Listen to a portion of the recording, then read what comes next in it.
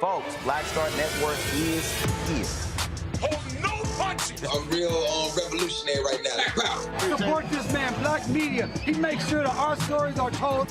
Thank you for being the voice of Black America, Roland. Stay black. I love y'all. All momentum we have now, we have to keep this going. The video looks phenomenal. See, this difference between Black Star Network and black-owned media and something like CNN. You can't be black-owned media and be scared. It's time to be smart. Bring your eyeballs home. You dig?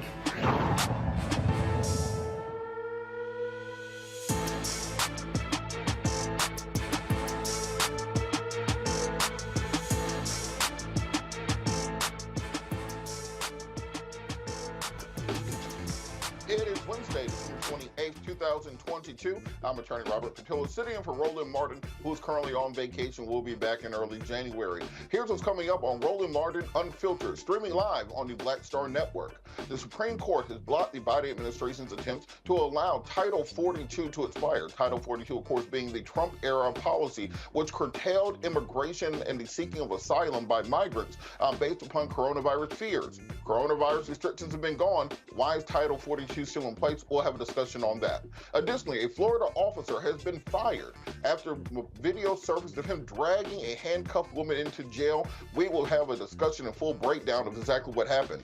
An NFL Hall of Famer is going to an HBCU. We'll tell you what coach and what school, and we'll break down the entire story later on in the show. Also, rapper Tory Lanez was convicted in the shooting case involving Meg Thee Stallion. Now, I'm not going to lie to you. I have no idea who any of these people are. I have no idea what happened in this case. Therefore, we're going to bring in some experts and celebrity blogger Fredio to talk about this, and then have our legal panel discuss what exactly will happen next in this situation. Finally, in our Tech Talk segment, there is a high schooler who is changing the game when it comes to gardening, creating an app that will help individuals identify plants without having to study botany. This is very important for our urban gardeners and to get young people interested in growing and cultivating their own food. So we'll have that discussion later on in the show. It's time to bring the funk on Roland Martin Unfiltered, streaming live on the Black Star Network. Whatever the miss, he's on it. Whatever it is, he's got the scoop, the fact, the find. And when it breaks, he's right on time and it's rolling. Best believe he's knowing. Putting it down from sports to news to politics. With entertainment just for kicks, he's rolling. It's on go, roll, y'all. It's Roland Martin, rolling with Roland now. He's funky, he's fresh, he's real, the best, you know he's Roland Martin now.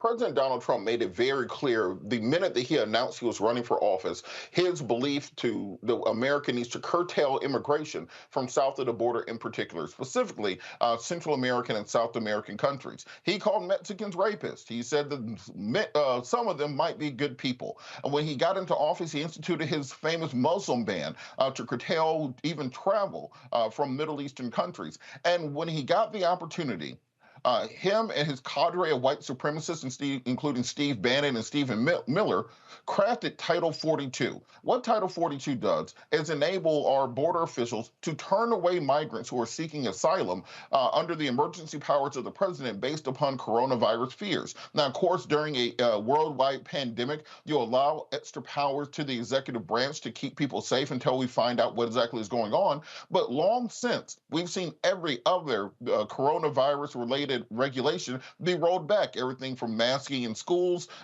social distancing, working from home, Zooming to every meeting, etc. However, conservatives remain steadfast in continuing to enforce Title 42 because it's part of their overall plan and scheme to limit immigration from Central American and South American countries. So much so that 19 Republican states sued the federal government to prevent it from allowing Title 42 to sunset this spring. This case went before the Supreme Court, and of course, with a 6-3 majority on the court, the Supreme Court voted to stop the Biden administration from allowing Title 42 to expire, therefore setting up the stage for oral arguments in February, where we'll get a final judgment. Associate Justice Neil Gorsuch, one of the conservatives on the court, actually sided with the progressives and authored a dissent along with Ketanji Brown Jackson, articulating the fact that this is beyond the scope of the powers of the Supreme Court. The Supreme Court is now stepping out of simply calling balls and strikes and is actually setting national immigration policy, in this case, according to Justice Gorsuch. To talk more about what we can expect going forward on Title 42 and what this means to the migrant community, we're joined by a professor from Georgetown University, Dr. Nola Haynes. Dr. Haynes, how are you doing this evening? I'm great, thank you. Well, thank you so much for joining us. Yes, thank you so much for joining us. Can you talk a little bit about what Title 42 has done to migrants seeking asylum here in the United States of America? Can you hear and see me? My Wi-Fi has not been my best friend lately. Yes, we can. If you can hear me, I was just asking, what did you think Title 42 has done to the migrant community here in the U.S. during the course that's been in place? You know, I'm happy that we're talking about this tonight, and I'm happy that you mentioned the travel ban, because immigration is definitely a matter of national security. And I've spent actually a great deal of time looking at the 2017 and 2020 travel bans through a national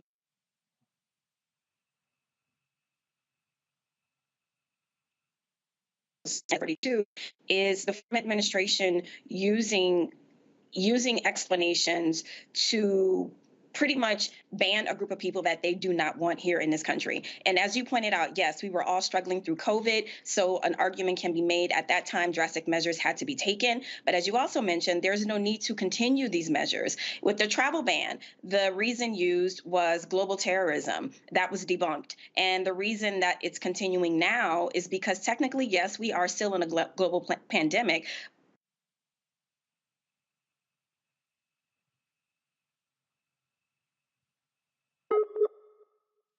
but it is nowhere near as immigration. I understand that a lot of southern borders are overwhelmed with the situation on the border, but this is not the fix. And then secondly, this is also a matter of security because we have to ask the question, who gets to be secured? Why is it just people coming in from the southern border having problems trying to get in, seeking asylum? And seeking asylum is something very specific. You are seeking to be safe. You are seeking to be secured from a very dangerous and violent situation in your home country. And my overall worry is, what is this going to look like for other immigrants seeking asylum, from browner countries, say Ethiopia or Haiti? I work in the Afghanistan space. This makes me worry for the ongoing situation there. So this is a situation that has far-reaching implications. And I think that there are people in our country who want to keep a certain group out of our country. And I think that they need to look within themselves and ask themselves why, because everyone deserves to be secured. What do you think it means? I was very taken aback by Justice Gorsuch joining the progressives on the court and saying this is outside the purview of the Supreme Court. What do you think it means going forward, the fact that conservatives have this majority on the court where they can override even someone like Justice Gorsuch, a staunch conservative, and expanding the role of the court in setting national policy?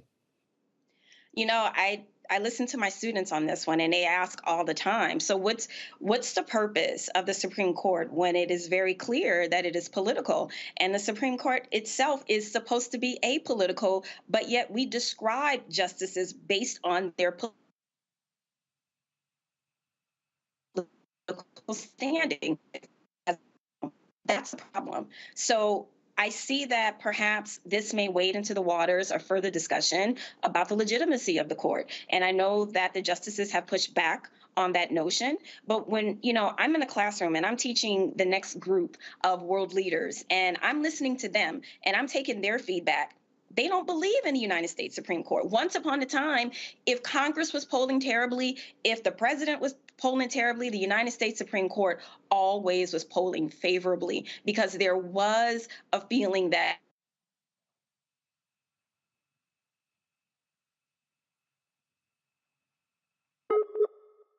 about the question of legitimacy. And that is actually within the purview of the United States Supreme Court once they actually decision make. What's going? Go ahead, continue. Mm-hmm. Go ahead.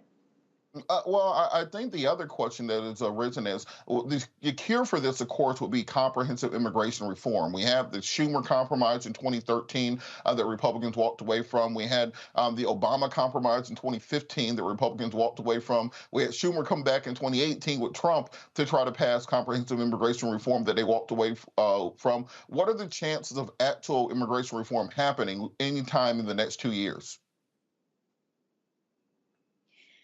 Oh, that's a tricky question. With the way that the House and the Senate is set up right now, I did not mean to bring my goodness, I'm thinking about the Kevin Hart joke. But anyway, the way that the House and Senate is set up right now, we'll see. I am very hopeful that something will be done, but I will tell you this, dropping innocent people off in front of the vice president's home is not a way to solve it. Denying asylum seekers safety and security is not a way to solve it. So it definitely needs to be comprehensive reform because right now we are contributing to the violence and the harm that these people are trying to escape. Can you imagine seeking asylum in a country that says all are welcome? I mean, this is a country full of immigrants. I mean, it seems to be completely antithetical to what we say that we stand for. And again, the question has to be asked, who gets to be secured? So what group gets to come in and seek asylum versus the groups that are kept out seeking asylum? And this is something that needs to be considered when we are thinking about Title 42, because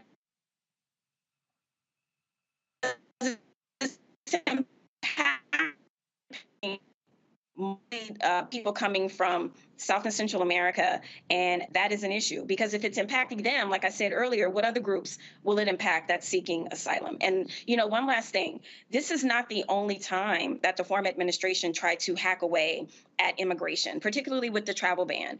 The travel ban, the later iterations of the International Nationality Act that allowed for people from browner countries to come into the United States in the late 60s. This was one of the things passed in the large civil rights bills across time that a lot of people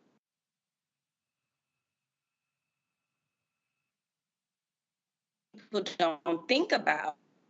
And so that this is not the first attempt to keep people out that have melanin in their skin. And I just want to continue to say that. And I hope that I hope this temporary ban will be just that, a temporary ban.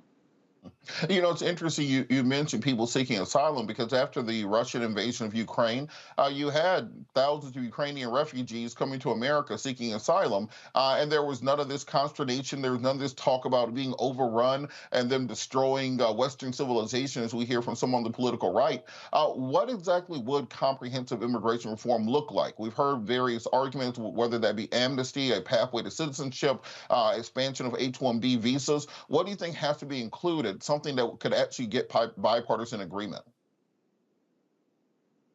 That's a really big question for someone who works in that area that I do not work in that area. What I will say is, I think that, so first of all, there are tons of different types of visas. So it depends on what sort of visa people from Ukraine are coming in on. Like, say, for instance, a lot of our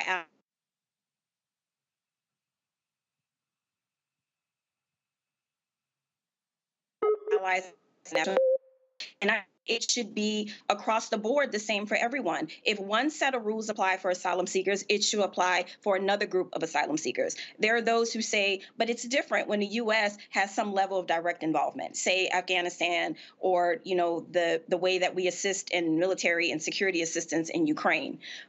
Okay, that's one argument. But at the end of the day, I think that asylum seeking laws should stand across the board. And I do understand the additional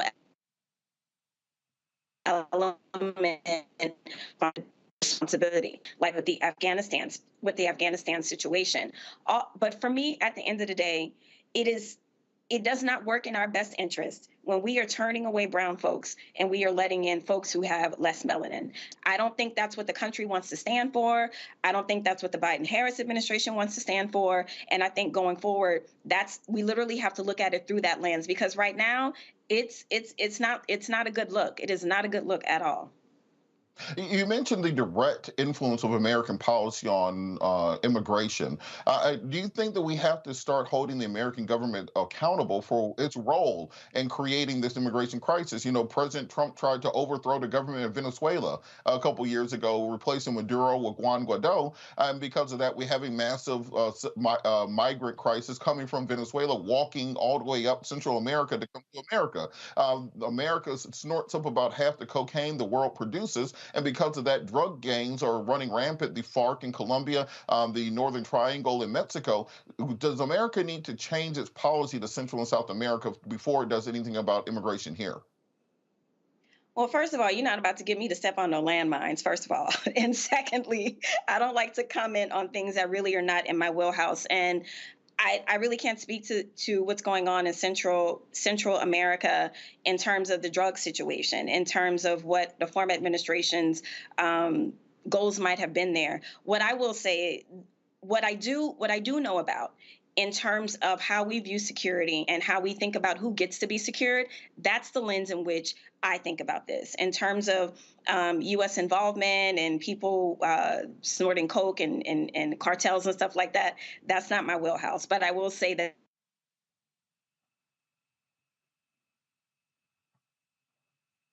everyone deserves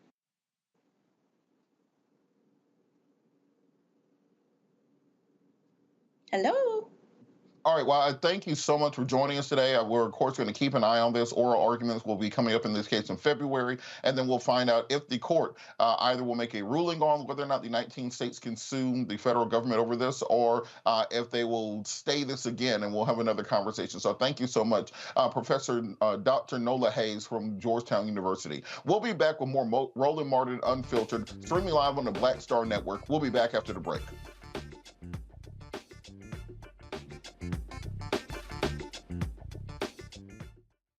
I love directing. It's a different kind of piece.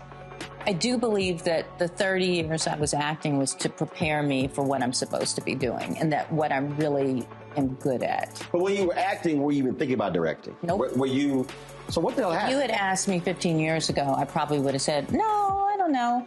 I was doing Ava DuVernay's first film, I Will Follow. Mm-hmm. And during that process, I think because it was her first film, maybe She's self-taught? Absolutely. I probably gave too many suggestions. And at some point, Ava said to me, I think you're a director and you don't know it.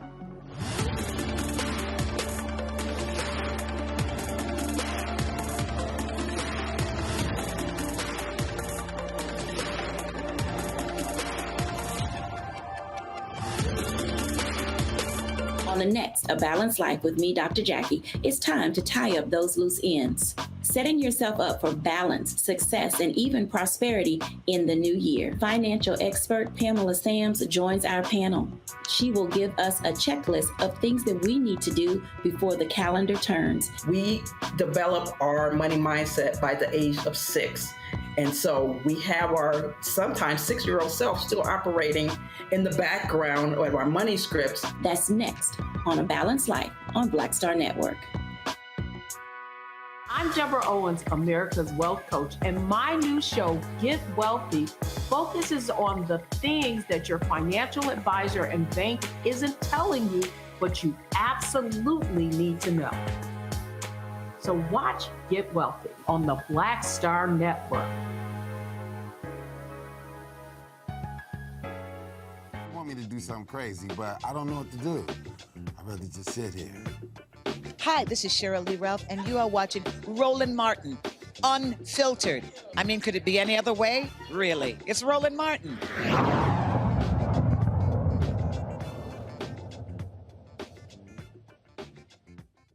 We're going to keep this conversation going on Title 42. I want to bring in our panel on this discussion. We have Dr. Jason Nichols, Senior Lecturer, African American Studies Department at the University of Maryland, as well as Attorney Joe Richardson, Civil Rights Attorney. Gentlemen, how are you doing this evening? We're good. Wonderful. Hanging in there.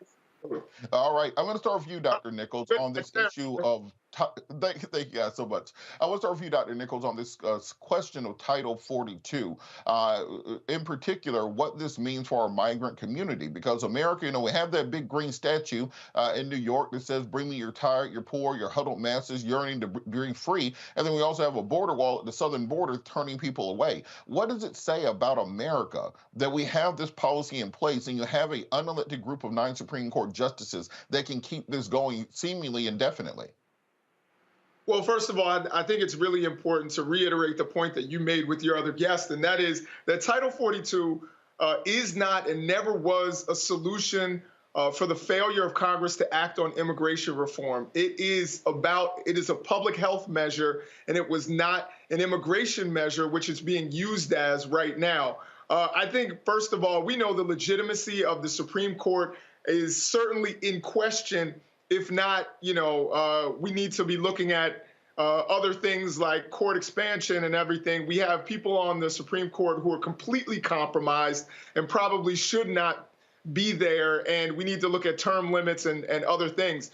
But this is, what it means for these migrant communities. I heard, what I could hear from your other guest was interesting. I think it's important to point out that there are Black people, particularly Haitians, on the border right now. So it's not about necessarily what's going to happen in the future. That's actually happening at this very moment. Asylum, of course, is a legal process in order to gain entry. And it's not as though Congress doesn't have solutions, bipartisan solutions that are before Congress right now. You know, even someone who we usually will talk about and despise, John Cornyn, has the Bipartisan Border Solutions Act, which talks about expediting, you know, removal for people who don't fit, but also about building more intake facilities so that you don't have the situation that you have right now in El Paso, Texas, where, you know, the city is really struggling to house a lot of people. And Title 42, I just want to make this one last point, Robert, and that is that Title 42 has not even stopped the amount of border encounters. As a matter of fact, CBP has had more border encounters under Title 42 than prior to its implementation. So you look at, for example, fiscal year 2019, it was about 900,000, 800,000 to 900,000 border encounters, and now we're up to 2.3 million. So if Title 42 is doing what Republicans are talking about it's doing, wouldn't that number be lower? It's actually not. So what it's doing is allowing for people who have legitimate claims to asylum to not be able to go through the legal process to gain entry, and that's really troubling.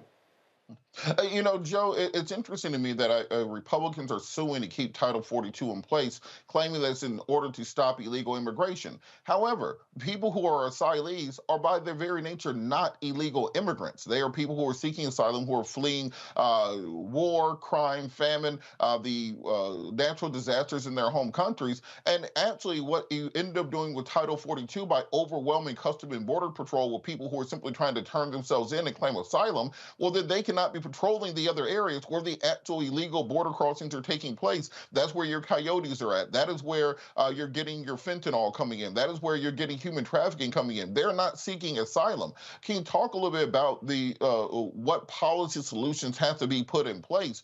Because as Jason said, there's bipartisan legislation, but it seems like nothing can get off the ground. What will bipartisan solutions to this actually look like?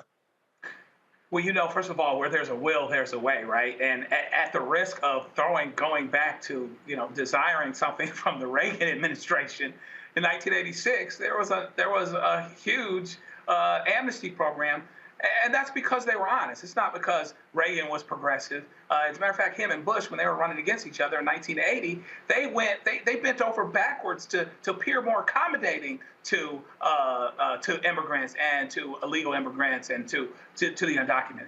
And because they were honest about the fact that these folks work and these folks get hired. The reason why our undocumented brothers and sisters come, first of all, is they're often dealing with a war-torn country. They're dealing with the instability, particularly in Central America, that may have been, you know, not exactly helped or hindered by our actual policies, right? They're dealing with those things. And there are certain guarantees that everyone that is seeking asylum are supposed to get. And the problem with Title 42 is Title 42 takes away from those. And of course, as has been said and alluded to, it's part of the larger narrative and the larger attempt for certain people to keep America from getting darker faster. Now, as it pertains to you know, potential solutions, there's been a whole lot of folks. The point that was just made about Senator Cronin. A couple years ago, Pete Aguilar and Will Hurd put together something very narrow that had the potential to do something. It you know, increased border security, because you always got to give more money for border security, but it also would have protected DACA, and it also would have done some other things. So there have been some opportunities there, but while you don't deal with it, people still make it over the border. People are still more subject to coyotes and some other things because of the safety issues, the people that you're turning away. The irony in all this, two ironies. First of all, is that while you say that you're doing this to make America more safe, you're actually making it less safe. And whatever our global pandemic is, or was, or shall be, we know much more about it, right? So at the risk of agreeing with Gorsuch, the emergency, if it existed at all, right? You know, we can talk about that some other time. Sure, there's some emergency related to the pandemic, but the idea that we are less safe because we're not allowing helpless brown people to come into the country is ridiculous. And then the final point that I would make, so of course there has to be some kind of narrow path, and who knows, with this presumption, with so many moderates in Congress now, people that need to hold on to their jobs, et cetera. There may be a narrow window for something to actually get done because it will be the most honest thing. The final point I'll make is that it is interesting that the Supreme Court is pragmatic and has no problem with making policy when it gets there. People used to like to talk about how, the liberals they're lawmakers. They're legislating from the bench. Listen, Republicans legislate from the bench all the time, and this is a perfect example of it. You know, it's interesting that we talk about the racial composition of America and that being what is stopping Republicans from agreeing on things such as comprehensive immigration reform. If you go all the way back to the Mexican-American War, and the period before that, the reason we have the current borders that we have right now with Mexico are based upon white supremacy. Mexico had gotten their independence from Spain about 20 years earlier. They're chilling. They're trying to expand their country. Then you get a group of white Americans who illegally immigrate to Mexican territory and then declare themselves the free nation of Texas. After that, President Polk invades Mexico, claiming that Mexican bandits are raiding areas which are in their own territory. They defeat Mexico, and then they actually occupied Mexico City for a period of time, and there was a proposal before Congress to annex the entirety of the country of Mexico, all the way down into Central America, and they decided against it for one reason: white supremacy. They did not want to bring that many Latino citizens into America, changing the racial composition of America, and thereby ceding power to another racial group besides white European migrants. That is the whole reason we have the Gadsden Purchase and the Treaty of Guadalupe Hidalgo, which very much set our southern border. So you cannot separate racism from American immigration policy with Central and South America, because incumbent on that, the genesis of that policy has been racism. Now, I wanted to hop on this point about the fact that America caused many of the issues that people are running from in Central and South America. The reason that they are seeking asylum, in part, are the banana wars, where America was overthrowing government so Chiquita Banana could build plantations on their land. The war on drugs, where you have the Reagan administration paying off the cartels and to finance money for Iran-Contra, all the way to the series of coups that America has led in Central and South America, overthrowing leadership, destabilizing those nations throughout the Cold War to prevent, quote unquote, communist infiltration. Professor Nichols, is there going to be a point where America admits to their role in this and therefore offers solutions? Or are we still going to just act as if this is just random acts, the reason these people are coming to America? So firstly, I want to just make a statement based on your assessment of the Spanish-American War, which is correct. And that is there's a saying along the border, and it's in Spanish, and it's "Yo no crucé la frontera me cruzó a mí," which means I never crossed the border crossed me. So people have always recognized this. This is why, you know, if you live in a state and it's called California or it's called Colorado, or, you know, all of that is because those actually that was actually Mexico. And, you know, many of you live in cities like San Francisco or Los Angeles or San Jose. It's, you know, now you probably knew this before, but I think it's important to also say that. And the United States, of course, is not going to admit its wrongs. This is public knowledge, but when you talk about, of course, the destabilization of Nicaragua, you know, the ousting of the Sandinistas, what we did in El Salvador, and some of the atrocities that we allowed to happen. Certainly, we know climate change has also been a more recent devastating factor in that part of the world that's caused a lot of migration. One of the things that I will give this administration some credit for is that they say they're looking for root causes. Now, I think one of the things that the United States government could certainly do when they're looking for root causes is lift up a mirror, and they'll probably see a lot of the root causes staring right back at them. I think we certainly need to partner with Central American nations and, of course, with Mexico, and help to bring some of the stability that we actually created, the instability in those areas. It's a little more complicated because when you destabilize an area, you bring in corruption. That's what happens. You destabilize an area, corrupt leaders come in, and now you're left in this position of trying to negotiate and help people in an area where the leadership is corrupt. So that's part of the issue in Central America right now, that this State Department has to find a way around. But still, what we have at our border, when people are coming and looking for asylum, and you talked a little bit earlier, Robert, about the people from Eastern Europe, I don't think there's a place on the on the planet that's less politically stable than Haiti. But yet, for some reason, we seem to say, the Biden administration was flying people back in droves, saying you don't qualify for political asylum. Well, I think we have to keep an eye on this situation going forward. Of course, we're going to be updating everyone when those oral arguments come in February, but we have to pressure this administration to make this a priority. If you can pass a $1.7 trillion bill last week, you can pass some kind of immigration reform to fix this problem. So we're going to keep this conversation going. We'll be back after the break. You're watching Roland Martin Unfiltered, streaming live on the Black Star Network. We'll be right back.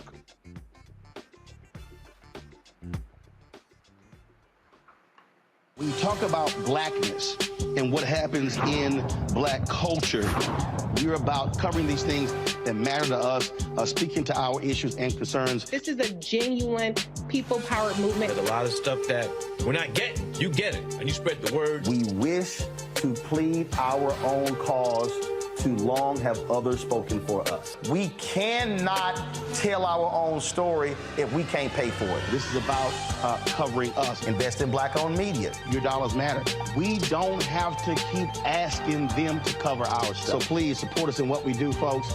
We want to hit 2,000 people, $50 this month, raise $100,000. We're behind 100,000, so we want to hit that. Y'all money makes this possible. Checks and money orders go to P.O. Box 57196, Washington, D.C. 20037-0196. The Cash App is $RM Unfiltered. PayPal is R Martin Unfiltered. Venmo is RM Unfiltered. Zelle is Roland at RolandSMartin.com.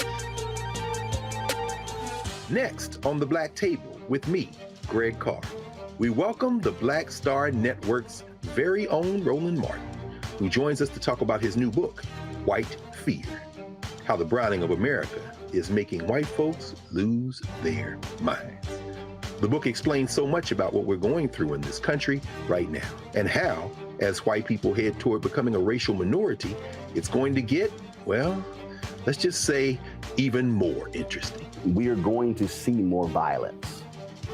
We're going to see more vitriol, because as each day passes, it is a nail in that coffin. The one and only Roland Martin on the next Black Table, right here on the Black Star Network.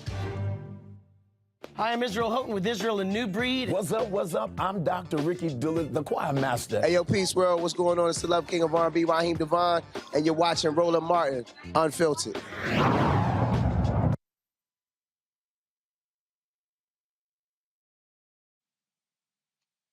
Tampa, Florida police officers out of a job after body cam video was released showing him dragging a woman from his car into the jail. Officer Gregory Damon was arrested a woman on November 17th for trespassing. The suspect refused to leave Damon's vehicle and told the officer, "I want you to drag me."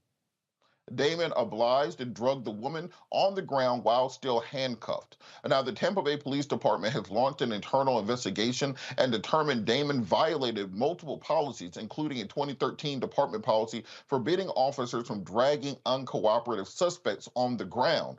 Of course, this comes in as a result of several years of protests by activists nationwide to limit the use of excessive force by police officers. And of course, this is a sign of progress, because I think for years, police officers have engaged in this type of activity with absolutely no repercussions. I want to bring the panel back in. We're also joined by former prosecutor attorney Christina Sears. on this subject. So, Christina, you've worked with officers at the prosecutor's office before. What does it mean when you have a department that is actually responding to the calls of activists, putting in new policies? Again, there's a 2013 policy here, and actually following through with the termination of an individual for excessive force. I think it's a change in a positive direction, the right direction. It's what should happen. I think people are tired of hearing departments say they're conducting an investigation, and the investigation goes on for months and months, and then there's no productive outcome from the investigation that changes policy. I think this action on the part of Tampa is what's needed in more police departments across the country. And Joe, on this point, I think you and I have seen these cases for years. We've litigated these cases of excessive force against police officers. What does it mean when a police department is actually finally using proactive steps to fire these officers instead of, the normal, we put him on administrative leave, he's going to be on desk duty for a while. We've looked into the situation. We've determined that he was well within the parameters of his employment, and then nothing ends up happening. Do you think this is a change that we're going to see spreading throughout the nation, or do you think this is maybe an isolated incident just because this was on body cam?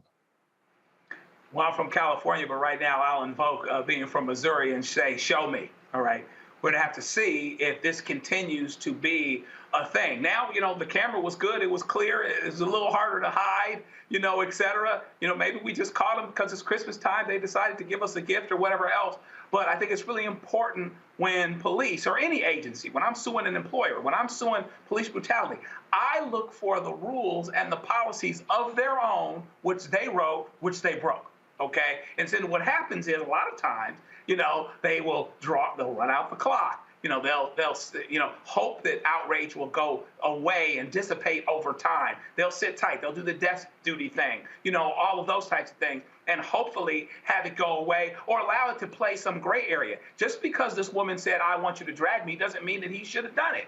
Protecting and serving, often these departments will say they're protecting and serve. Sometimes that actually means protecting a citizen from themselves. If you are police, then police have to do their job when things don't go well, when people have maybe mental illness, which we should have less of directly, or where people are rambunctious or they are, not following orders or whatever else. You still have to go above and beyond. It would not have been a bad thing or a hard thing for this person, this officer, to call and get some help, just like he did once they got to the door. He just said, okay, you've dared me to do something. I'm going to do it. I'm going to let you know. But again, there's something in the back of his mind. If he really thought he was going to be fired, if he really thought about the fact that there was a camera watching him, he didn't think he was going to get fired despite the camera. He didn't think he was going to get fired despite the policy. Most people show up to work and want to keep their jobs, even though they don't do what they're supposed to in the meantime. So I'm glad that this happened. Is it a trend? Is it something that we can go in a positive direction on and become, you're department to department, right? And so you can't say that just because this happened here, that it's going to happen everywhere. But you can say we see a path for police officers being held accountable, and that's good news. Professor Nichols, I'm going to play devil's advocate for a second because I was reading the comment section on this video. And of course, the maggots are out saying, well, she said, drag me. What was the officer supposed to do? He was just trying to execute his job and she was obstructing. If you just comply, these things won't happen to you. What is the response to those people who genuinely believe that it's the officer's prerogative, that if somebody's being uncooperative, that you can use whatever means necessary to get them into custody? So I guess she could have said, uncuff me, and he would have uncuffed her, but he's following her orders, or let me go, or, all of that. I didn't know that police officers were in the business of listening and always following the directions of people that they have detained. And if they are, it's interesting that they're going to do that rather than department policy. So I don't think that that's a very strong argument. I think listening to someone who's detained, and I think your other guest, I think it's Joe, made a really good point, and that is sometimes you have to, in serving and protecting, you have to protect people from themselves. You don't know if someone's having a mental health crisis.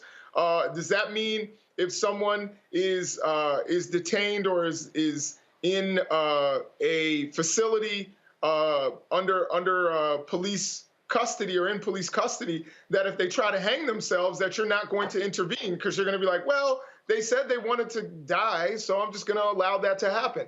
So I think it's a really weak argument. I think there are many, many ways he could have handled that. Of course, it didn't look like, he was in some sort of a big rush. So why not wait, call for help? There was something that I always remember as a student of the civil rights movement. One of the things that made it very difficult for civil rights leaders who depended upon, dare I say, stupid cops like that, was for them to make these kinds of stupid decisions.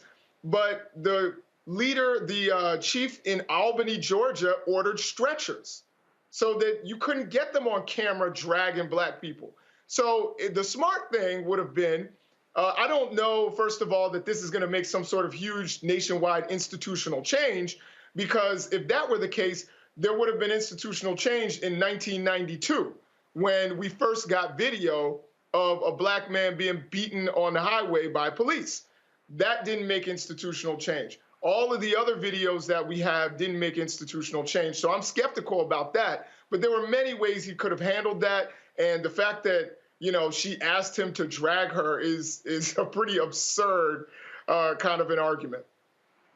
Hey, moving on to our next story, similarly associated, two D.C. police officers who were suspended after the death of a 20-year-old back in the year 2020 have indeed been convicted. Two suspended Metropolitan Police Department officers, one being Terrence Sutton, was convicted of second-degree murder, a conspiracy to obstruct and obstruction of justice in the death of Kayron Hilton Brown. Also suspended Lieutenant Andrew Zabowski was found guilty of conspiracy to obstruct and obstruction of justice. Kayron was killed in October 2020. He was driving a Revel scooter on the sidewalk without a helmet, prompting the officers to turn on their emergency lights. And at the time, they accelerated through traffic lights for more than 10 blocks. This resulted in the death of Mr. Hilton Brown, who suffered severe head trauma and died 2 days later from his injuries. So, Christina, you've seen cases like this, the prosecution of cops. Can you talk a little bit about how difficult it is to convict cops, particularly when they come in full uniform? The jury has a bias towards them. How rare is it for officers to be convicted in a case like this? Well, typically when officers are following department policy, it's hard to even get an indictment. And officers come in with the societal view that officers are going to tell the truth and that they are upstanding and that they're here to serve the public and they're here to protect the public. But it's quite a different story when an officer is a potential defendant or a defendant in a case where their actions and behavior should be questioned. It's hard for a potential juror or a juror to look past what it is they already know and believe and understand about police officers and really to commit to listening to the evidence and hearing from the witnesses about what happened and to set aside what they believe about officers already. It's hard for anyone in any situation to become a juror on a case and to leave their common sense at the door. We always ask jurors not to do that. It's also something that we want them to bring with them. We want them to bring their experiences and their understanding of life. And a lot of people have the understanding and the experience and good experiences with officers. So it's very difficult to get a conviction in cases involving officers. The difference makers have become video evidence that supports what eyewitnesses in the past have been able to testify to, but now the video brings something additional to the table that jurors can consider. And so I think with the introduction of more video that we're going to see more officers being convicted. I think it's going to be a slow turn in that direction, but it is going to occur. And Joe, on that point, we've seen jurisdictions around the country pay out multi-million-dollar settlements to families as a result of wrongful death at the hands of police officers. I think city of Chicago is up over $1 billion in settlements paid out, and that has not resulted in changing the conduct of police or police departments. Do you think now that we're starting to actually convict officers of some of these charges, second-degree murder, obstruction of justice, et cetera, that will have more of an effect than the civil judgments that we've seen previously? Perhaps so, because when you take money, if you're not taking money out of their pocket, if you're not, jeopardizing their pensions or anything like that, well, on some level, that just becomes the cost of doing business. You still send the message. There are plenty of cases that we think out here would never get convictions, but probably could get enough mileage on the civil side where it's going to exact some certain settlement. We understand that. But once you start taking folk freedom, once you say you got to sit here and think about this for 15, 20 years or 5 or 10, it's very, very easy to spend the public's money getting in trouble, okay? It's a little bit harder when we're talking about your freedom. And so perhaps that is a turning point. I agree with the point that was just made. The video evidence is very, very good evidence. Often it's better than even eyewitness testimony because you can confuse an eyewitness. Sometimes folks, because of their biases, thought they saw something they didn't, or that testimony changes over time. But the video is the video. The video is hot, baby. It is what it is, and there it is, right? And so that's going to be very important, and that's the reason why, you see a lot of experts. You saw this happen on the Dean case in Fort Worth, where they tried to use an expert to say, well, you didn't really see what you thought you saw on the body cam. No, actually, we did see that. And so, therefore, perhaps with the proliferation, for lack of a better term, of video evidence, that's why George Floyd caused the attention that it did. How many times did that happen without us knowing? And we make progress. There's still no guarantee, right? We saw what happened with Rodney King, and he was still found not guilty. The folks that did it were still found not guilty. But that is a turning point and can be something that can be relied on to potentially get better results because people that are worried about their own freedom, particularly police, where they have always gotten deference, always gotten the benefit of the doubt, to the point where folks would undermine eyewitness testimony and everything else. If their freedom is potentially taken away, then maybe they're thinking twice before some of these things happen. Absolutely. And Jason, I had this idea a few years ago that we need to create like a line of drones that pairs to your phone that we can just give every young black boy in the country that just follows you around, filming you 24 hours a day, just in case you have a police encounter, because it seems that that's the only thing people will believe. They want to believe the words of witnesses. They want to believe the words of the victim. But if you have a drone following you around 24/7, that's something that we can believe in. What do we need to do to turn this from being a crapshoot, whether or not there's video of the police abusing you, to an actual practice and policy in this nation of actually believing victims and being able to have these types of outcomes without having 1080p 4K video of the cops killing somebody? So I think one of the things, and I'm going to kind of differ. I know that my co-panelists here are attorneys and they've been through these trials, and I'm just an academic, but I am going to talk about kind of the academic side of this. And it differs slightly from what they're saying. I agree with most of what they're saying, but one of the things that, the academic research, when they're looking at these kinds of things, kind of reflects is it's not necessarily the video evidence that gets convictions. When you look at, of course, we can all mention things like Alton Sterling or Eric Garner or many others that we saw pretty much all the full context. But there are a couple of things. Number one, the video may not have context. We've seen a lot of departments have body cams that you can turn on and off. Others, you can turn the sound off so you don't hear what's going on. So you don't necessarily get the full context. The other thing that I would say is when we're looking at video, it's not necessarily the determining factor. One of the things that research has shown is that when police officers actually can testify against other police officers, that's really what turns the tide. And as a matter of fact, since George Floyd was mentioned, yes, the video played a role, but I think it was the medical examiner and it was the other police officers coming out and saying, this is not department policy. This is not how you were trained. When they came out, that's what I think really set the tone for the trial. And we've seen that several times, even in the shooting, I believe it's Jordan Edwards, I think it was in Texas, 15-year-old honor student who was shot in the back by a police officer. The police officer said that they thought the car was going to run them over. And it was his partner that said, no, we were never in danger. And when that happened, that's how you got the conviction there. So I think part of this is breaking through the blue wall of silence and making sure that police officers are accountable and that police officers will testify against other rogue police officers when they do not actually adhere to department policy. Absolutely. And I want for the young people out there who are marching in 2020, who have been active since the killing of Trayvon, going forward for the last decade, don't let anybody tell you that protesting doesn't matter. Don't let anybody tell you that activism doesn't matter. These convictions that we were talking about and the officer being fired in the previous case, they would have happened 15 years ago. It took an entire decade of activism and action to change policies and to start shifting this tide nationwide. So keep on the fight, keep going forward. We're going to keep this up. We'll be back with more Roland Martin Unfiltered after the break, streaming live on the Black Star Network. Don't forget to like the video, like and subscribe, and share. We got to get 1,000 likes on this video. We'll be back after the break.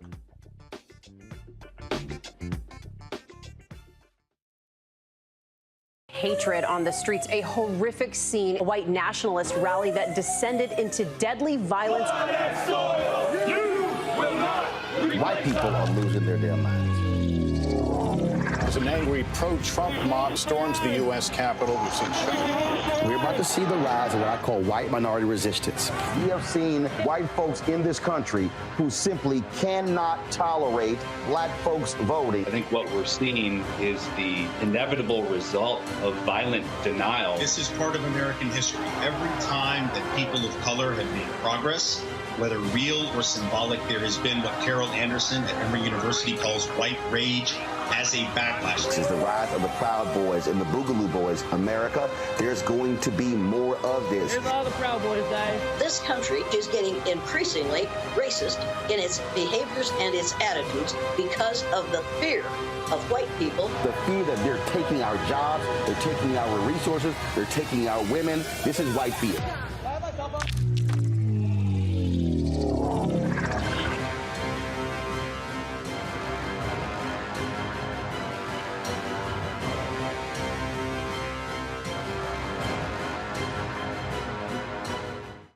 On the next A Balanced Life with me, Dr. Jackie, it's time to tie up those loose ends. Setting yourself up for balance, success, and even prosperity in the new year. Financial expert Pamela Sams joins our panel. She will give us a checklist of things that we need to do before the calendar turns. We develop our money mindset by the age of 6. And so we have our sometimes 6-year-old self still operating in the background of our money scripts. That's next on A Balanced Life on Black Star Network. Y'all know who Roland Martin is. He got the ascot on, he do the news. It's fancy news. Keep it rolling. Right here. Rolling. Roland Martin. Right now. You are watching Roland Martin Unfiltered. I mean, could it be any other way? Really? It's Roland Martin.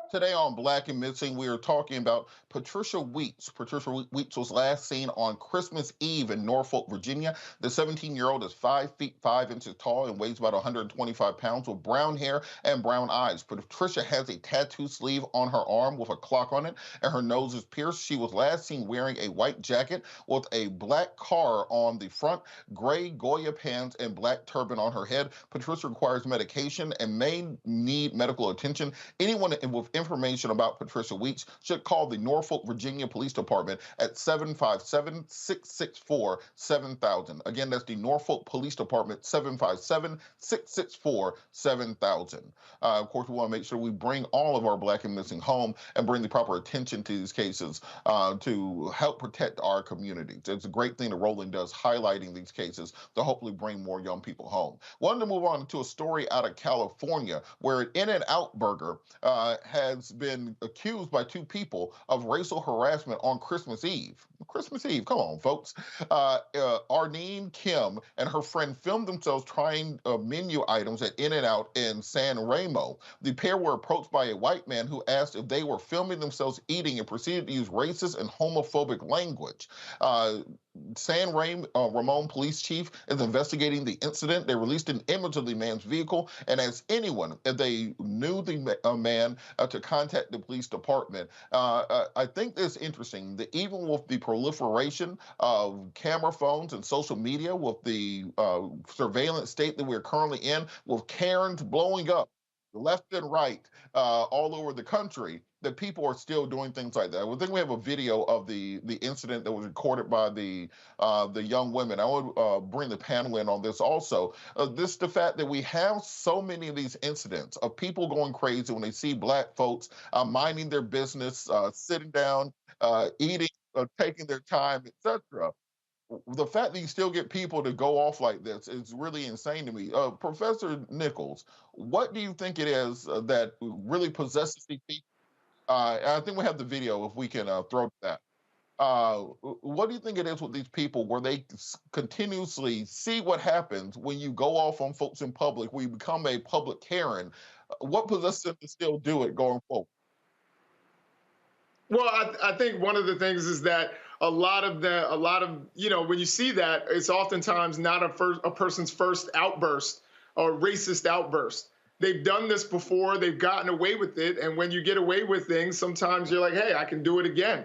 I'm angry, so I'm within my rights to sit here and berate somebody. So you see a lot of these, Karen-y figures, and you figure, oh, they just had one bad day, but that's not true. A lot of times this is a pattern, and we just happen to catch them on that day when they've started to go down this path. And this is why, this kind of show and the things that you and I do are really important, so we can call these people out and make it known that, we're not going to sit here and tolerate that kind of behavior.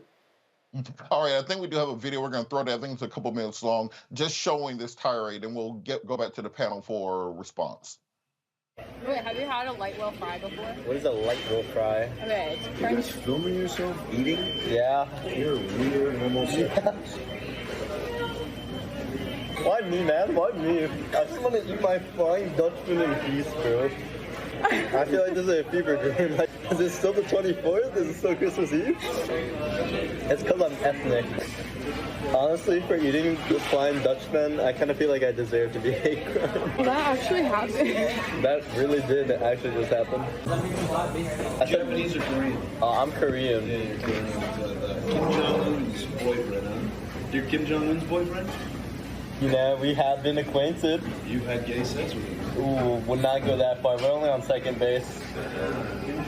He hasn't taken me out to dinner yet. Can I take you out to dinner? Come on, stop. Nothing. Stop. I'm sorry. Okay. I'm sorry. Stop. I'm sorry, my bad. What? I didn't say anything. You didn't say anything? No, sir. Nothing. I could spit in your face on some Filipino shit or something. Want some Filipino shit? Why were you acting mad? Dude, we can get assaulted. Oh my god, only in San Ramon, man. I thought we were having like... No, you weren't. Anyways, you can try the... Anyways, you can try the fry. Hey, you good? I'm chilling, don't worry. This is not in the name of the holiday cheer. Yeah, somebody was not included in all the reindeer games. You should not say anything. He's staring at us right now. Anyways, White Wolf Pride? I would love one. He's still there, isn't he? He is very much still there. Oh, at least I'll try the root beer float. That is a root beer. Do you think he's gonna pull a gun on us? My midterms are almost being released. I'm just saying. Honestly, 10 out of 10 would get it again. Oh my god, I can't even do this. I'm done. So I'm gonna try the whole grilled onions and see if it's You sound so nervous. I'm gonna... Well, yeah, because he's like, I'm gonna wait for you outside. I was eating the paper. Also, Flying Dutchman is no more. Yeah, I can't speak. Rare laughs and dude, that genuinely never happened to me before. Well, all I can say is those kids are better than me. I'm just going to put that out there that people need to know who they're talking to. Joe, what is the proper response for people when they have these types of racist confrontations? You know, you're not supposed to get up and fight people. You're not supposed to, try to escalate the event because you don't know how mentally stable people are. But just what do you think someone's response should be? These young people kind of laughed it off and tried to move on. But, what would you advise people to do if this happens to them? It's really a hard thing, right? Because what you're trying to do is keep from getting in trouble. We're not 18, 19 years old anymore. And some of us come from the old school where, okay, you got it like that. Okay, well, you can go on and do what you need to do and knock me down. You just make sure that I don't get up, because if I do, I'm putting something on you that soap won't wash off. There's part of you that wants to be like, wait, that way, right? But you got families, you've got jobs, you've got licensures and things like that. What I would do, perhaps, is draw as much attention to the situation as possible, because there's a certain safety in numbers. I would like to think that people around would not have allowed this person to harm them this way, and I'm pretty certain that other people probably, at the very least, were watching out of the corner of their eyes. So one of the things that you could do is draw attention. In their case, they waited till the restaurant was closed and had someone walk them to their car just to make sure nothing got started. And here's the other part. Ad being, and these people, this guy's fearful. He's scared. He's looking at them saying, you look a certain way. You're the reason my kid didn't get into UCLA, assuming that his people went to college. Or, you're the reason that I can't get a job, or whatever else. They've got these preconceived notions about who they are. And so the question is how you survive the contact. We even talk about this in the context of police and young black people and things like this. How do you deal with that? No, he's not the police. And so you don't have to respect him the same way. But at the same time, you don't want to create a problem for yourself or your family either. So striking a balance, maybe you draw attention to the problem and make sure that you're able to eject without any issues. Or, if it's really like that and I had a real long bad day, you get thug and it comes out how it comes out. But the problem is you don't want to bring a knife to a gunfight. People aren't thinking straight. This whole entitlement thing has got people, he knew that they had a camera on. He didn't get in front of it, but he knew that they had a camera on, and he didn't care. And part of what he wanted to do was to frustrate them and to scare them and to continue to exert the authority that he knows he's losing because he's getting ready to be outnumbered. So you got to strike a balance, the best way that you can. And, even the Bible says be angry and sin not, right? You can be angry. You can let him know that it's just not going to go the way that he says it's going to go. And you don't have to start it. But the best thing that you can do is survive the contact, and the way to do that is to move forward and to get past it and probably draw as much attention to it as you can. And Christina, just quickly, I think often people, these racists, they try to find people they think are vulnerable, people that won't do things to them they think they can abuse. And I'll tell people all the time, don't let the smooth taste fool you. I am still ghetto. And things will go down. So please, just that should be known information. But you being a more evolved and better person than I, further along in your journey with Christ, how do you think that these young people will handle this? I think they handled this magnificently. They kept calm. They kept recording. They didn't lose focus on what it was that they came there to do, which was enjoy themselves. It's unfortunate that they had this encounter with this person, but I'm glad that they kept recording on their device, even though they didn't get video evidence of the person who confronted them in the clip that we saw. I would have liked to have seen them turn the camera around on the person so that we could have seen who the person was that approached them and felt so entitled, like Joe said, to commit an offense against them that was unprovoked in a public space such as this. I think we're all aware these days that cameras are rolling all over the place. So two people sitting in a booth at a restaurant recording themselves shouldn't draw the ire or interest of another customer or a bystander. I applaud these young people for maintaining their cool and minimally engaging the person and continuing on.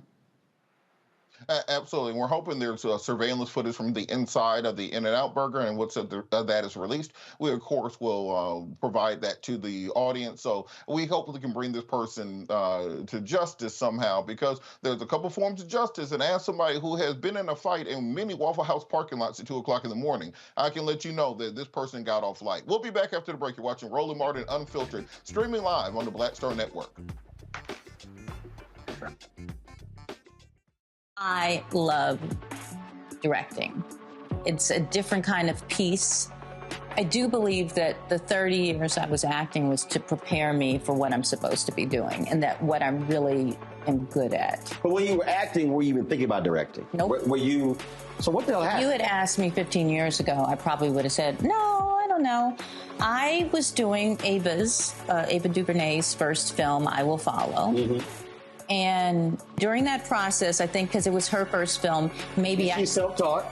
Absolutely. I probably gave too many suggestions. And at some point, Ava said to me, I think you're a director and you don't know it.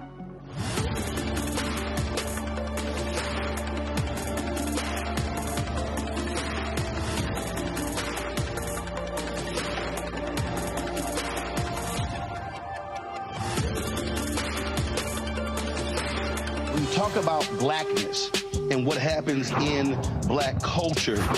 We're about covering these things that matter to us, speaking to our issues and concerns. This is a genuine people-powered movement. There's a lot of stuff that we're not getting. You get it, and you spread the word. We wish to plead our own cause.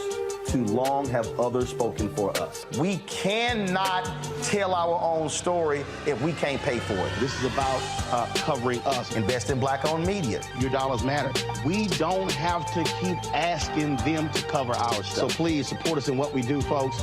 We want to hit 2,000 people, $50 this month, raise $100,000. We're behind $100,000, so we want to hit that. Y'all money makes this possible.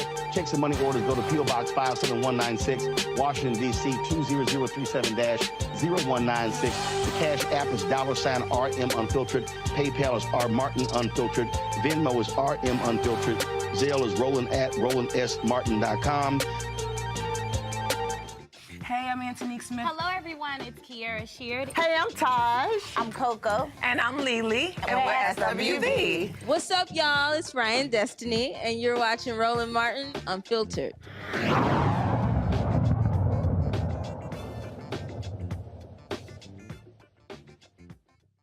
Singer and rapper Tory Lanez, real name Daystar Peterson, is about a month away of learning his sentence after being found guilty of the shooting of Meg Thee Stallion, real name Megan Ruth Pete. After a 9-day trial, the California jury convicted the Canadian musician of a 2020 incident. Lanez, who's was convicted of assault with a semi-automatic firearm, carrying a loaded, unregistered handgun in a vehicle, and discharge of a firearm with gross negligence. Lanez will be sentenced on January 27, 2023. The conviction carries up to 22 years and 8 months in prison. Joining us to discuss this is friend, celebrity blogger, Freddie-O from Freddie-O.com. Fred, how are you doing this evening? I'm doing good, Rob. How are you? I'm doing great. So as you know, because I've known you 20 years, I have no idea who any of these people are. I have no idea what's going on in this case. I've never heard of any of these things. I'm trying to figure out why, if your birth name is Daystar, which is a great rap name, why you changed that to Tory. That is what I'm trying to figure out. If my name was Daystar, Daystar would be my rap name. I wouldn't change it to Tory. But explain to people like me what the hell's going on in this case.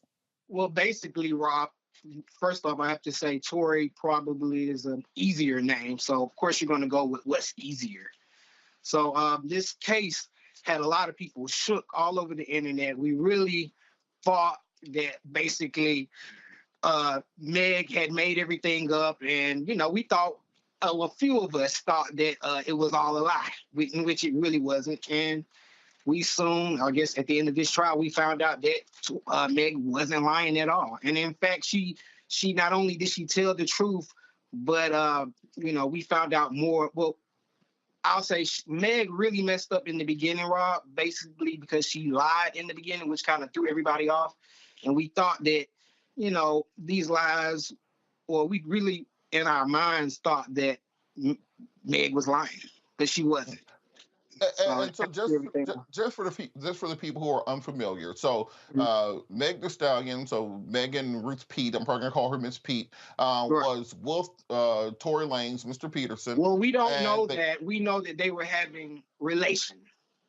Okay, so they were in some sort of relationship with each other that of varying standards, and that these two individuals, there was a confrontation involving other people. Can you kind of talk about what the kind of initiating incident was that led to this? Well, the issue was liquor. When you're having a lot of liquor and a lot of libation, and you're at a pool party hosted by Kylie Jenner, things get kind of shaky. And I was told that the two had over like 3, maybe 6 whole bottles of liquor. Now, I think anybody who drinks an entire bottle of liquor is going to be a little off. And so I'm quite sure that's why when she originally testified, she couldn't really tell the truth. I will say that was the reason. But from what I'm hearing, Mr. Lanez basically did a lot of trying to pay people off, which is why we got so many different lies. We didn't really know what the truth was, but the court system found that out. And so you mentioned, so when the case was initially reported, there were various stories as to what happened. Of course, there's the video of Miss Pete, and you can see her foot bleeding. There were some reports that she had stepped on glass, some reports that she had been shot in the foot. With so many different stories circulating, what do you think it was that convinced the jury to convict Mr. Lanez on all charges? I'll tell you what it was. It was, first off, they had 3 police officers who gave completely incorrect statements. And not only were those statements like not able to, because what they looked up the gun, they didn't have the correct gun information. They tried to put people who said that they saw a woman with a gun, but they really didn't see a woman with a gun, and that was because from what we're being told, somebody had somebody allegedly paid off. Now nobody can really, we're not going to find out the truth, but a lot of the loss came from Meg had a best friend who we found out was originally sleeping with Tory, but Meg went behind her best friend's back and started trying to sleep with her. I guess that's why Meg really didn't want the facts to hit the internet. But once it did, it got really messy. Now, with that, why do you think the internet was so quick to claim that Miss Pete, Meg Thee Stallion, was lying? It really set off almost a culture war on the internet with the one side saying, well, believe women. And then, of course, you had the hoteps of the internet kind of carrying the flag of Tory Lanez, claiming this was proof of women lying on men and making accusations. Why do you think that descended so quickly into a culture war? I think a lot of the issues that we're having right now is more so a man-woman thing, because I have to say I was kind of guilty of it. I automatically say, oh, she's lying. But, in actuality, she wasn't lying. She told us what it was from the beginning. A lot of people refuse to believe that. And again, it kind of reflects on us, the man-woman society. Like, if you ask a woman over a man, majority of the time, we're going to go with the man. So to me, I think that's partly why. Plus the fact that people accuse Meg of lying a lot. Like, it's not something that, You know, she said she wasn't dating him, and then we find out that she was dating him. She said she wasn't, having sex with him, but then we find out that they were, in fact, actually having sex. So when you consistently lie to people and tell us different things, who knows what to believe? So I feel like that really played a big part. But in the end, her friend Kelsey and her having to retract all these statements, because in the beginning, when the police first checked everything out, if you see in that video where Meg is stumbling across the street after being shot 4 times, Rob, she got shot 4 times, well, 4 bullet fragments went into her foot. That girl on the ground that looked like she's kind of twerking, that's Kelsey. And basically, Kelsey gave the police a statement in the beginning, and not only did she say everything that Meg later testified and said, but when she got on the stand, Kelsey got up there lying, which really messed up Tory Lanez by her lying. And then allegedly they saying Tory gave her a little check for that. So... Well, going forward, I think that this sets a precedent where hopefully we can start believing women from the beginning. But why? What do you think needs to happen? This kind of a broader overall policy question, so that we can actually start believing women from the beginning. We saw similar things with R. Kelly, similar things with Bill Cosby. That often women just simply aren't believed when they make a complaint, particularly against, as you said, a wealthy or powerful or well-connected man who has the ability to quote unquote pay people off for their testimony. How can we start bringing more justice to women who are abused? You know what? I would want to say in my mind, there's an answer, but I really think it's dependent upon how you're raised. It's more of a value of the way you're raised. If you're raised by a woman, you're probably more likely, to listen to a woman. But depending on, your masculine traits, because I think that's really what it kind of plays. I hate to say it like that, but that's really what it's playing down to me. It's not really... I think we definitely saw a strong dose of toxic masculinity on the internet when it came to this question. And the parents of Tory Lanez are still blaming everybody except for their son for what happened. But at the end of the day, even if you don't get a conviction or if you disagree on the question of the aggravated assault, he still had a semi-automatic weapon in a car in California, which is already a felony. So you're going to be convicted of something. The only question is a question of extent. Thank you so much, Fred Anderson. FreddyO.com for all your celebrity blogging and gossip needs. Thank you so much for joining us. We're going to go to a quick break here. We're still watching Roland Martin Unfiltered, streaming live on the Black Star Network.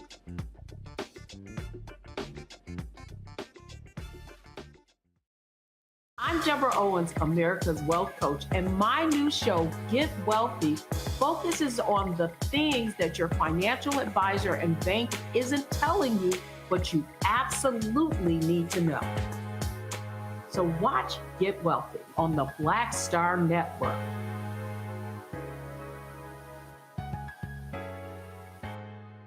On the next A Balanced Life with me, Dr. Jackie, it's time to tie up those loose ends, setting yourself up for balance, success, and even prosperity in the new year. Financial expert Pamela Sams joins our panel. She will give us a checklist of things that we need to do before the calendar turns. We develop our money mindset by the age of 6. And so we have our sometimes 6-year-old self still operating in the background of our money scripts. That's next on A Balanced Life on Black Star Network. Next on the Black Table with me, Greg Carr, we welcome the Black Star Network's very own Roland Martin, who joins us to talk about his new book, White Fear, how the browning of America is making white folks lose their minds. The book explains so much about what we're going through in this country right now, and how, as white people head toward becoming a racial minority, it's going to get, well, let's just say, even more interesting. We are going to see more violence. We're going to see more vitriol, because as each day passes, it is a nail in that coffin. The one and only Roland Martin on the next Black Table, right here on the Black Star Network. I'm Angie Stone. Hi, I'm Teresa Griffin. Oh, Roland. Hey, Roland. I I am so disappointed that you are not here, first of all. Where's our dance? It's like we get a dance in every time I see you. And so now you're not here for me to dance with, sir. You and your ascot. I need it. I need that in my life right now. Okay, I love you, Roland. What's up? I'm Lance Gross, and you're watching Roland Martin Unfiltered.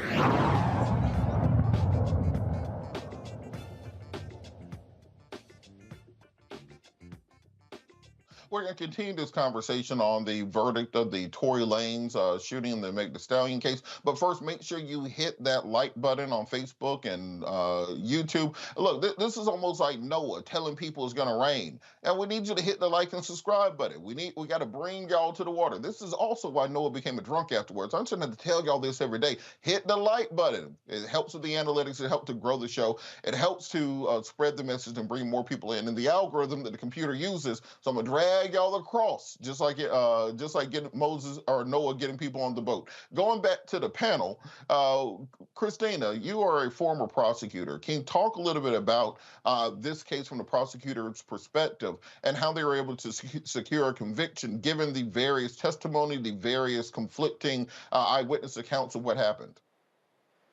So the prosecutor's goal in this case was to bring forth all of the evidence and then to draw a line for the jury between each witness testifying, each piece of forensic evidence, each piece of expert testimony directly towards a guilty verdict. It seems as though the defense in this case mounted what we call a Sogdi or Sajdi defense. Some other guy or girl did it, but they never successfully named another person to point the finger at. In fact, they refuted potential other suspects or defendants who could have committed this offense against Meg Thee Stallion. But the prosecutor's job in this case was to show that despite the defense attempting to muddy the water, so to speak, that there was a clear line of continuous evidence that matched up between Meg Thee Stallion, from Kelsey, from eyewitnesses who were standing nearby, to witnesses who saw the three of them interact prior to this incident occurring, and also to explain how it is that Meg Thee Stallion provided different testimony, but why that was consistent with what ultimately was the verdict in this case. So just drawing that line for the jurors and showing them how to achieve the guilty verdict despite the conflicts was the prosecutor's goal in this case.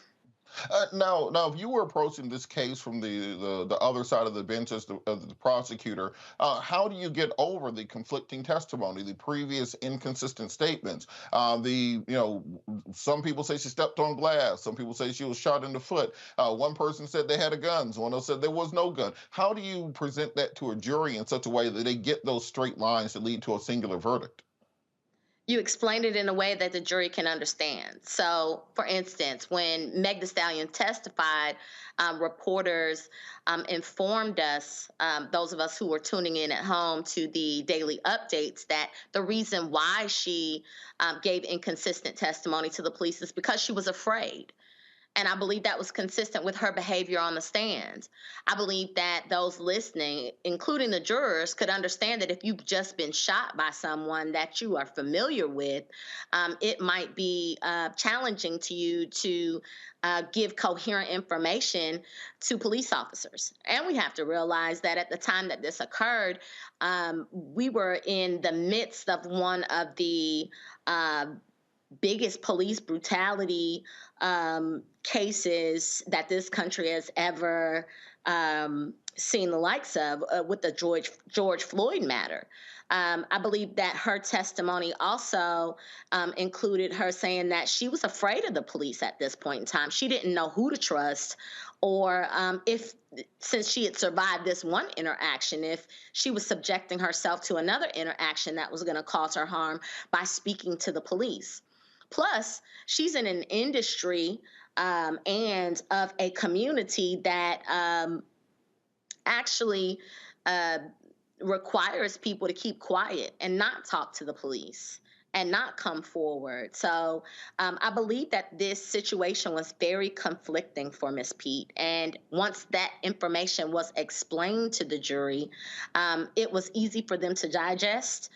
Even her inconsistencies were much more palatable, and they made sense. Now, when you attempt to explain away inconsistencies and the reasoning doesn't make sense to the listener, whether it's a person at home or a juror, then you would get a different verdict than the one that was reached in this case. And so what happens next in this case? Of course, sentencing comes up in January. What are the post-conviction rights that Mr. Lanez has to potentially challenge this either with a new trial or with appeal down the line? So I think what we have coming up next is the sentencing hearing, and both the prosecution and the defense will sort of put on a mini trial and explain to the judge why the outcome that they are suggesting to the court should be the outcome sentencing-wise. Of course, as you've already stated, Mr. Peterson faces up to 22 years in custody. That's the maximum sentence. The judge could take into consideration prior criminal history, whether or not he was on probation or parole at the time that this offense occurs, whether he's been convicted of similar offenses in the past. All of that may factor into the sentence that the judge ultimately imposes in this case. As far as post-conviction appellate rights are concerned, Mr. Peterson is going to have a team of lawyers, I'm certain, comb over the evidence and mount every legal challenge available to him, or even ones that may not be available to him, in order to get the conviction overturned and to secure a new trial. That, however, is more of a long-term goal rather than a short-term goal. At the sentencing hearing, I think we can expect that his attorney will ask for the minimum sentence available for all of the crimes that he's been convicted of, and even sometimes they ask the judge to go outside the required sentencing guidelines, because the defense will likely state that they feel as though this case warrants it. But I don't see that based on these facts. I see a gun crime against a woman that was likely fueled by alcohol, as you previously stated, and I see very little mitigation for Mr. Peterson to secure a light sentence or something that is outside of the guidelines. So I want to bring Joe into this conversation, Attorney Richardson. So Joe, I want you to put your defense attorney hat on in this case. If you were defense counsel for Mr. Lanez and your client has been convicted, you're facing sentencing, what would be the next steps you would take, and what would be some of the defenses you would raise when you're trying to petition either for a new trial or appealing to a higher tribunal? I certainly don't disagree with what's been said. I mean, battle line number one is trying to minimize this sentence. And so therefore, now you're putting on evidence that demonstrates that, in fact, okay, you guys convicted him, but he shouldn't be punished for this reason, that reason, or another reason. Sometimes when you have violent offenders and things like that, you're talking about what they went through in their childhood. You're talking about, things that they have dealt with that should give some context to the mistakes that they made. Okay, so anything that they believe that they could use that would potentially help him and make him look better and speak to the purveyors of mercy and the judge, they're going to put that on. Now, as it pertains to the appeal, I would imagine they're going to probably argue some of the things that they think that they should have been able to put on from an evidence standpoint. If there are certain things that didn't come in that they wanted to come in, things that they thought would have made a difference. So it can't just be that there was some kind of error, right, that they think, but it's a reversible error. It's something that actually made a difference here. But here's what's funny, they really don't have a whole lot to complain about for the judge, because the prosecution wanted to add a couple more charges. They wanted to add the charge related to him offering $1 million to Megan to not say anything. So he could have had more put on him than he ended up having put on him. And so really, in that regard, unlike, what his parents says, contrary to what his parents say, that there's all of this injustice, a lot of times we had this, and we had this happen in every community, but not the least of which is our community. You've got, people that, like to provide context and say, this is unjust or whatever else. No. Don't bring a gun, to a situation like this and have somebody dance and shoot. And if there is an issue related to testimony, of course you have a right not to incriminate yourself. But maybe he should have gotten on the stand and laid this out. If he could have identified that reasonable doubt to break up the chain that was just talked about, so that Megan could not be believed. And even if you liked Megan, you said, well, I'm just not sure. Maybe he could have done that. Clearly, he wouldn't have been any worse off unless he came off as flippant, because he ended up getting convicted. You know what I mean? So he didn't get a bad shake here, so much so I think he's going to have a hard time. You'd have a hard time anyway, on appeals, if there's not something clearly that should have happened that didn't, or that should have happened that did. Shouldn't have happened that did. Absolutely. Professor Nichols, we got about a minute or so left. What do you think needs to happen to stop these culture wars from breaking out every time there's any interaction between black men and black women? What can we do to get people to just better believe women the first time, instead of, trying to paint all of them as harlots and liars and money grubbers, et cetera, as we've seen in this case online? Well, I think there generally needs to be a cultural shift. I think, I understand about taking allegations seriously and not necessarily blanket believing people, but certainly take them seriously. And there seems to be this knee-jerk reaction to automatically discount people like Meg Thee Stallion, which I didn't understand how there was any doubt in what she was saying. And the fact that she may have said, oh, we didn't sleep together. Look, if you're a dude out there, there's probably 4 women denying that they ever slept with you, because, you're not worth bragging about. So I didn't see how that was relevant at all. I don't think Tory Lanez could have saved himself at all. But there is like this misogyny that we have, and it's in the larger culture too, because in my class, I actually referenced him shooting Meg Thee Stallion, and I had a bunch of women, white and black, who were saying they thought Meg Thee Stallion was a liar. And I was like, I didn't understand it. We have to address misogyny at large, and particularly in our community where we need the unity between black men and black women. And I just want to say one last point, and that is, I don't believe Joe when he says he would have had Tory Lanez take the stand. I've watched enough, LA Law or all that. You don't put those guys on the stand because they're going to get destroyed. So I think he's fibbing there. Well, look, I think that we have to watch these things going forward. Of course, there'll be an appellate process thereafter that we'll keep people updated on. But Jason, I think that might just be you they're giving them bad reports out on. You might want to check on that. See, when I do my thing, they build a trophy and a statue to me outside. It's like the Staples Center. But that's just me. I just said they lied about me, I'm just saying you're telling on yourself. I'm like Luke out here putting up 60, 20, and 10 in the game. Triple doubles never been done before. All right, we'll be back after the break. You're watching Roland Martin Unfiltered, streaming live on the Black Star Network. We'll be right back.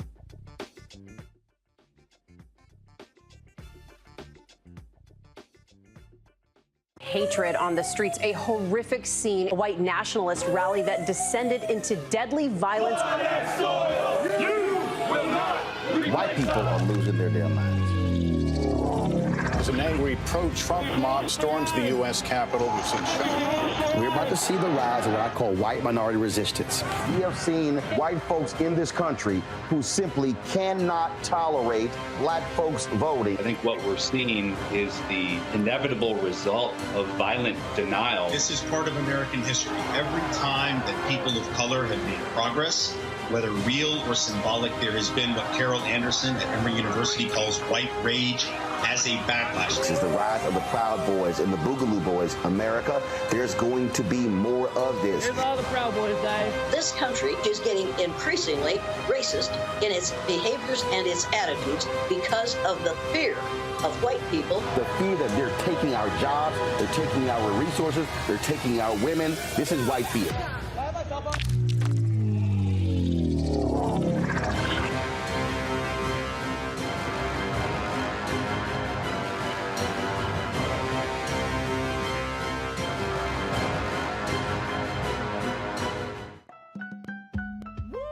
We're all impacted by the culture, whether we know it or not. From politics to music and entertainment, it's a huge part of our lives, and we're going to talk about it every day right here on The Culture with me, Faraji Muhammad, only on the Black Star Network. Hey, I'm Amber Stevens-West. I'm Avery Sunshine. So this is Roger Bow. I got a message for Roland Ascot Martin. Buddy, you're supposed to be hooking me up with some of these ascots that you claim to wear. Where's mine, buddy? Where's mine? That's all I got to say to you, okay? Mascot, goodbye. Hi, this is Essence Atkins, and you're watching Roland Martin Unfiltered.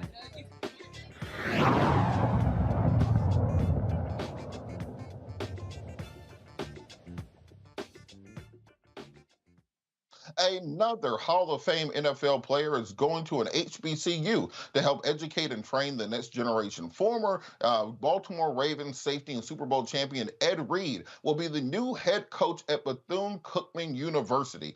He's following in the footsteps of other NFL greats like Eddie George at Tennessee State University, of course, Deion Sanders at Jackson State University. We've also seen more and more former NFL coaches and coordinators go the HBCU route. I want to bring the panel in on this discussion really quick. I'll start with you, Jason. What do you think that means when we're starting to see this top flight talent now going to HBCUs about building these programs and bringing more attention to the institutions? Well, I think you have to give some of the credit to Deion Sanders. I mean, this happened before.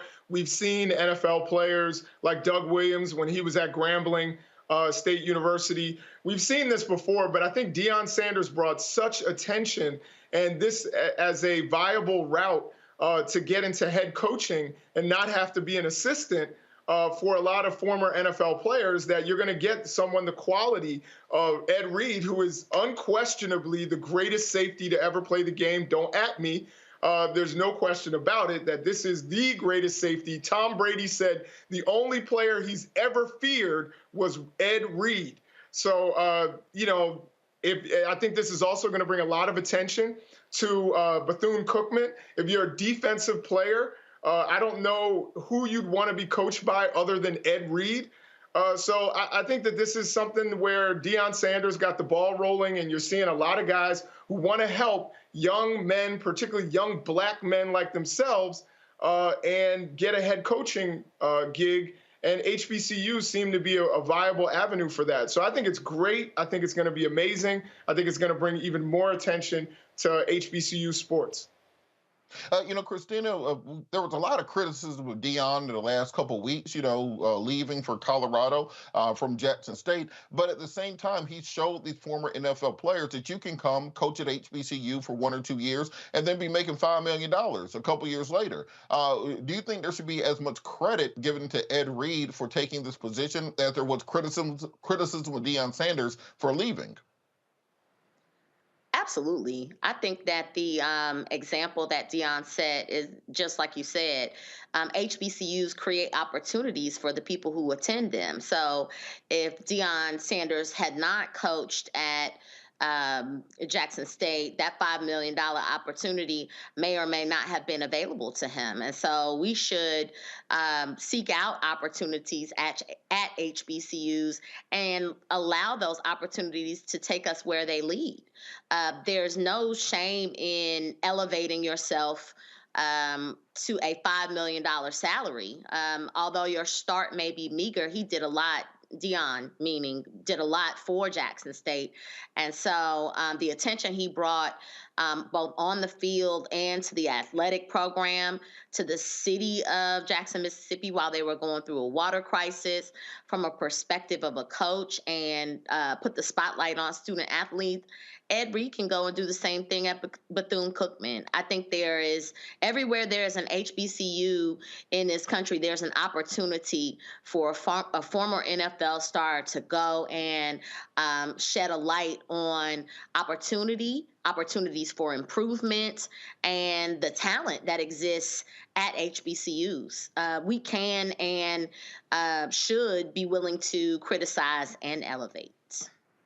And Joe, this seems to be a win-win for everybody. The institution, when these Hall of Fame players come, they get more attention, they get more sponsorship, they get more money, they get better recruiting classes. They're getting 5-star recruits going to HBCUs now.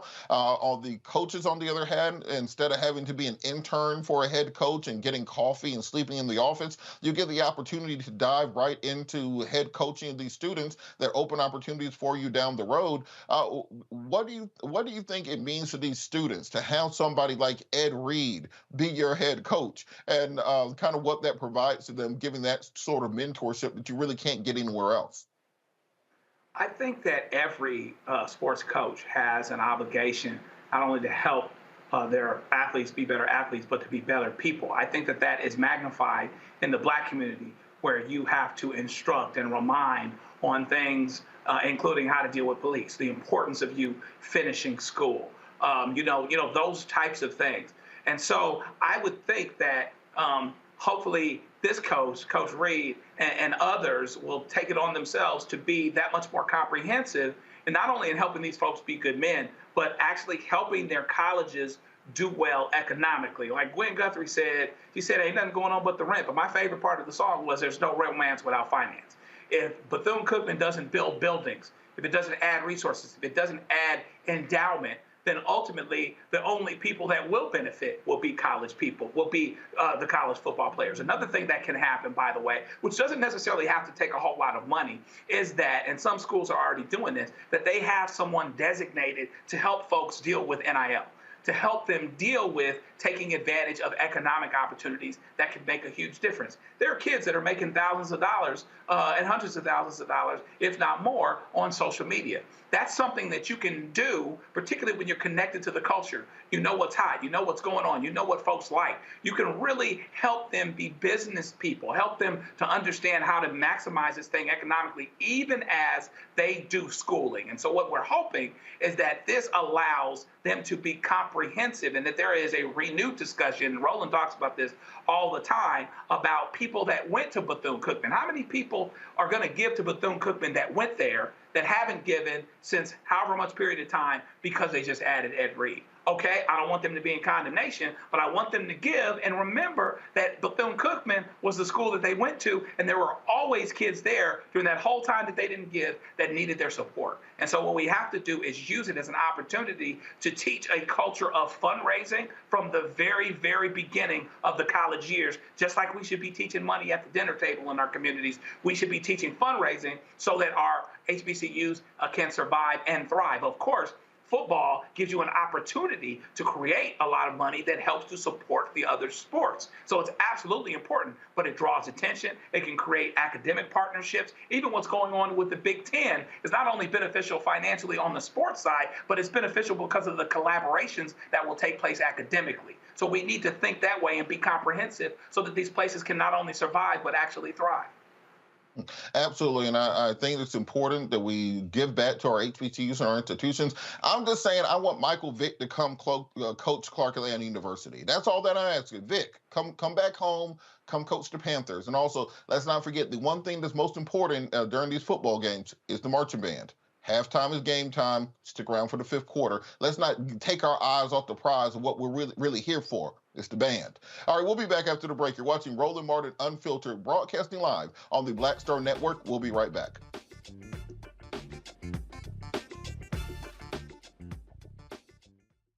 When you talk about blackness, and what happens in Black culture. We're about covering these things that matter to us, speaking to our issues and concerns. This is a genuine people-powered movement. There's a lot of stuff that we're not getting. You get it, and you spread the word. We wish to plead our own cause. Too long have others spoken for us. We cannot tell our own story if we can't pay for it. This is about covering us. Invest in Black-owned media. Your dollars matter. We don't have to keep asking them to cover our stuff. So please support us in what we do, folks. We want to hit 2,000 people, $50 this month, raise $100,000. We're behind 100,000, so we want to hit that. Y'all money makes this possible. Checks and money orders go to P.O. Box 57196, Washington, D.C. 20037-0196. The Cash App is $RM Unfiltered. PayPal is R Martin Unfiltered. Venmo is RM Unfiltered. Zelle is Roland at RolandSMartin.com. I love directing. It's a different kind of piece. I do believe that the 30 years I was acting was to prepare me for what I'm supposed to be doing and that what I'm really am good at. But when you were acting, were you even thinking about directing? Nope. Were you? So what the hell happened? If you had asked me 15 years ago, I probably would have said, no, I don't know. I was doing Ava DuVernay's first film, I Will Follow. Mm-hmm. And during that process, I think because it was her first film, maybe She's self-taught. Absolutely. I probably gave too many suggestions. And at some point, Ava said to me, I think you're a director and you don't know it.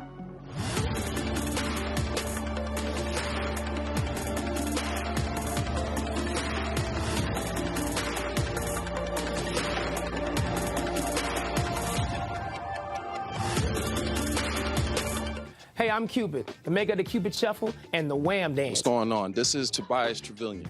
And if you're ready, you are listening to and you are watching Roland Martin Unfiltered.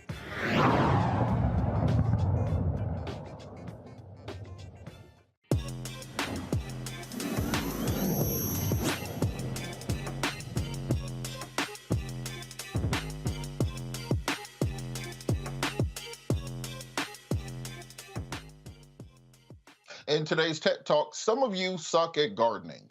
Part of the reason is not being able to identify many of the invasive species in your yard that are choking the life out of your tomatoes, your flowers, your grass, etc. Well, one high school senior is changing all that. Jones May, a senior at Houston's Carnegie Vanguard High School, has created the Ivy app. This app allows you to quickly upload photos, cross-reference, and identify many of these invasive species in your yard and gives you the opportunity to kill them before they can kill your plants. Joining us now is the Apple Swift Student Challenge winner, Mr. Jones May II, to discuss this fantastic app. Jones, how are you doing?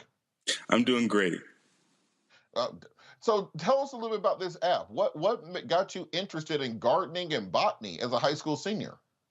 Yeah, so Ivy is really a platform that allows the user to detect invasive plants by either uploading an image or by taking an image within the app. And it was really inspired by my grandfather. So in Tunica, Mississippi, me and my grandfather had a community garden where we grew everything under the sun. And unfortunately, we had to deal with this very invasive vine, the kudzu vine. If you're from the South, you will know what this vine is. It's highly invasive, and it's almost impossible to get rid of. And with this app, you're able to quickly identify it. So being from Tunica, Mississippi, and understanding how invasive plants work, I really want to create an app that honored his legacy, because unfortunately during the pandemic, he sadly passed away. But with this app, I was able to honor his legacy and fight an issue that we really both had to deal with. And so talk a little bit about how the mechanics, how the app works. So if you see something growing, you don't know what it is, because often, as you said, kudzu, I grew up in Georgia, kudzu leaves can look a lot like cucumber leaves if you're not well acquainted with it. Or if you're growing melons in your backyard, the leaves look like poison ivy sometimes. How exactly does it work with helping people identify, and does it give advice on how to deal with them? Yeah, so the app really works by allowing the user to take an image, and with that, it uses machine learning in order to kind of differentiate between which vine it may be. So if it's a cucumber, it will tell you that it's non-invasive, or if it's a kudzu vine, it'll tell you if it's a kudzu vine. And right now, it does over 20 invasive plants, but however, where me and a group of friends are trying to expand that to hundreds in the future. So it really does this by using machine learning. Talk a little bit about that machine learning process, because you have things like Google Lens. Apple has a product where they cross-reference many of these things. How were you able to create this this program, this algorithm, where you can simply take a picture, cross-reference it with the database online, and then identify what it is? Yeah, so this app was really created using Apple's Create ML platform. And essentially, this is a platform where you're able to collect images and build a machine learning model that's able to detect pretty much anything you would like. So systematically, through the 10 invasive plants that it detects currently, I was able to get over 1,000 images from Google and other platforms such as that. And I was able to train my model in order to recognize that when you take a picture. So it'll tell you whether or not it's invasive or not by you doing that model. And so, just real quick, for people who have young folks in their family, like my 16-year-old niece, who I told to watch this segment, how did you get into app development? Like, what age did you get started to the point where you could be launching your own app your senior year of high school?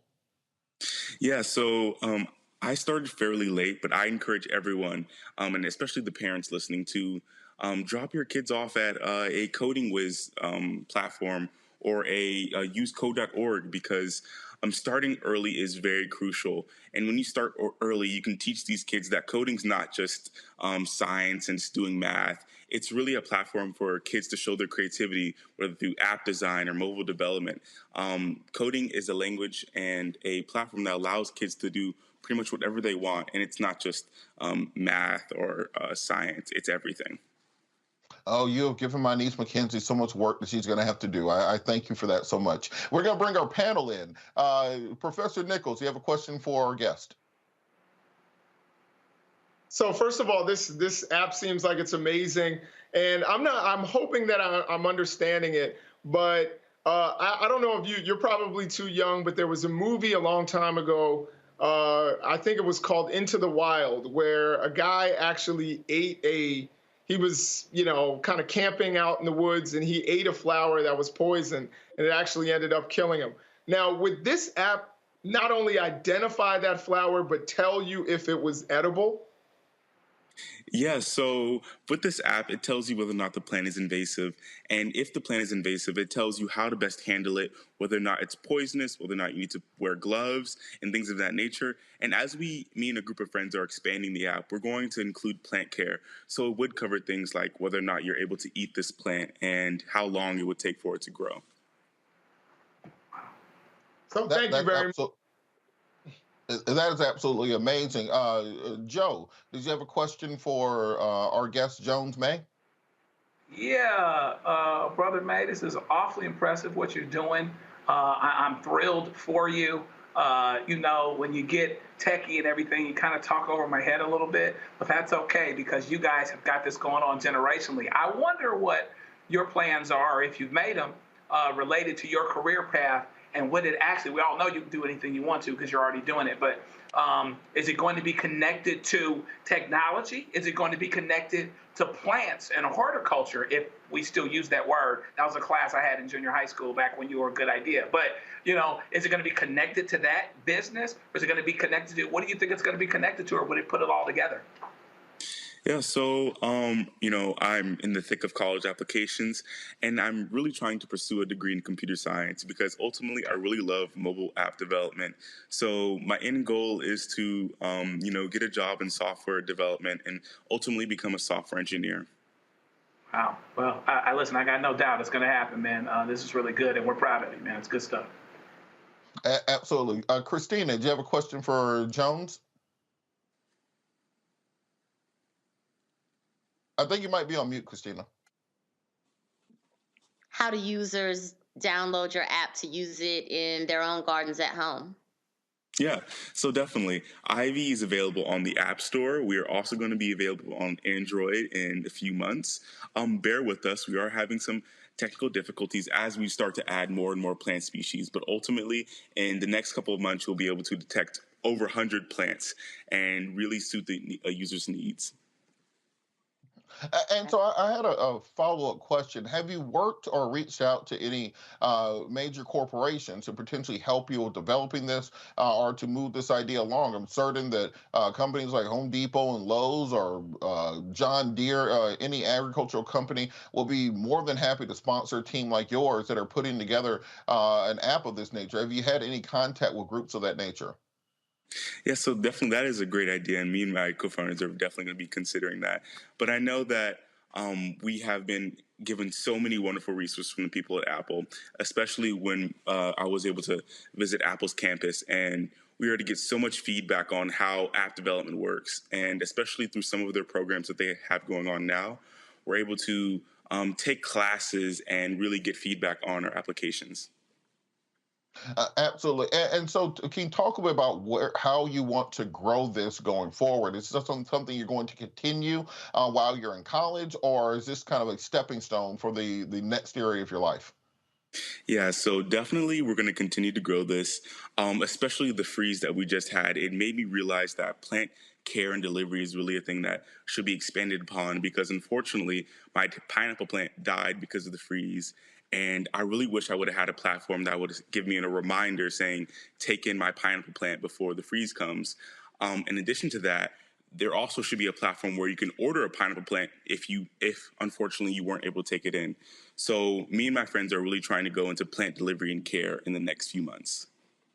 Absolutely. And just as we wrap up here, what are some of the colleges you're looking at and applying to that you want to pursue this at? Yeah, so definitely Howard, because my grandfather went to Howard.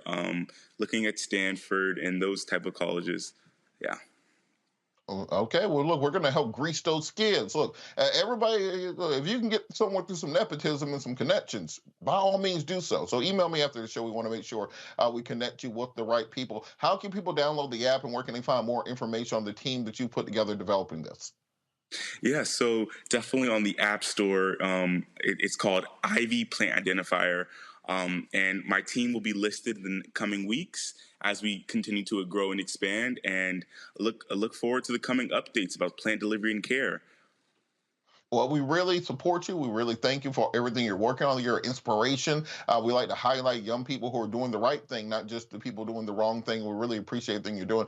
Just remember to reach out to me. I'm going to work on connecting with some people in the agricultural industry that might be interested in this. Jones May, Ivy app, you can get it.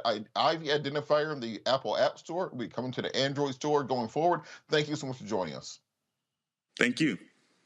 Thanks. Look, that wraps up another episode of Roland Martin Unfiltered, streaming live on the Black Star Network. You still have time to like, subscribe, share. We're trying to get 1,000 likes on each of these videos. When Roland gets back, we can show it to him and just let him know we keep this train rolling. And even if he's not here, it is still in good hands. Got to thank our guests today for everything they've done. Got to thank our panel, Joe Richardson, Jason Nichols, Christina Sears, who are pinch hitting and hopping in at the last minute. Got to thank Fred Anderson, FreddieO.com, as well as Dr. Nola Hayes. I got to thank the control room for staying in my ear and keeping this train rolling down the line. And as I say to end every show, in the words of Gil Scott Heron, no matter the consequences or fears to grip your senses, you got to hold on to your dreams. Hold on to your dreams, America.